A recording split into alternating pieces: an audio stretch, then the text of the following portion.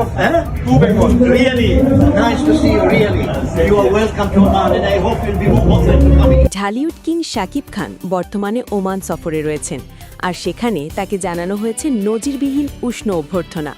সম্প্রতি সামাজিক যোগাযোগ মাধ্যমে ভাইরাল হওয়া একটি ভিডিওতে দেখা যায় ওমানের একজন প্রভাবশালী গভর্নর এবং ঊর্ধ্বতন কর্মকর্তাদের সাথে অত্যন্ত সৌহার্দ্যপূর্ণ পরিবেশে কুশল বিনিময় করছেন এই মেগাস্টার।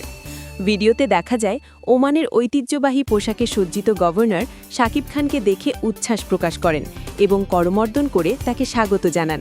গভর্নর তাকে বলেন, আপনাকে ওমানে দেখে আমরা অত্যন্ত আনন্দিত, আশা করি আপনি বারবার এখানে আসবেন। জবাবে শাকিব খানও কৃতজ্ঞতা প্রকাশ করে জানান এটি ওমানে তার তৃতীয় সফর।